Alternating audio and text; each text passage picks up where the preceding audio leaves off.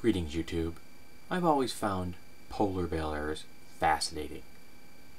They're one of the few species that I know of that we have information on that evolved in a time span shorter than our own species. Human beings have been around probably roughly for 300,000 years. Polar bears may have been around for only as little as 200,000 years, which is really kind of interesting, because we tend to think of animals as having existed long before humanity. But they grew out of Canadian grizzlies that simply moved into the Arctic area, possibly cut off by some kind of a weather event. And because they were isolated, their offspring either had to adapt or die to the environment they found themselves in, and we end up with polar bears. Now, some of them are beginning to breed back with grizzly bears, which I think is also interesting.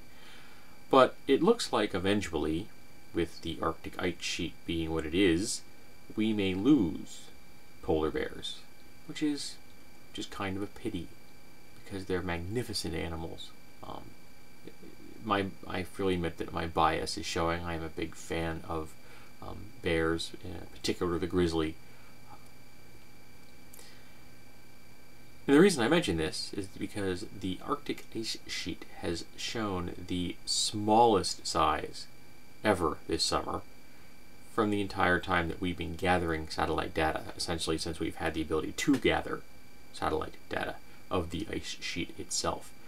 Isn't a particularly easy phrase to say, ice sheet itself. And that's not a good thing, folks. Because while it isn't going to be the end of the world for the planet's going to chuck along quite nicely, thank you, regardless of what happens to the temperature. But it is going to mean more extreme weather conditions. Now, some of you in North America may remember the winter we had last year, where we had fewer storms, at least where I am, but they were very intense. We had one particular storm in New Hampshire where it dumped like over 30 inches of snow in a very short period of time. We had like 12 or 15 inches of snow on Halloween, and then almost nothing until December. It was quite interesting, and it had a massive impact on our winter tourism here in New Hampshire. We are very much dependent on skiing and snowboarding and snowmobiles. Snowmobiles are big in the North Country here in New Hampshire, and you can't have snowmobile trails up and running if you don't have snow. And those extreme weather conditions, fewer storms but more intense, droughts, which will of course lead to more wildfires, these extreme weather conditions are being fueled by the loss of the Arctic ice cap. And they're going to get worse. More extremes. There will be cycles. Some years we may get lucky, and there may be a quote-unquote more normal cycle, more normal season. And all that means is one that human beings are more familiar with, because there isn't anything really normal when it comes to weather or climate. It's just what we're used to and how things have changed. And unfortunately, some of the things that have changed are fueled by us. And as we keep dumping more and more carbon into the atmosphere, we're pumping greenhouse gases out, and those greenhouse gases are doing what greenhouse gases do and creating a wonderful little blanket which is holding in the heat.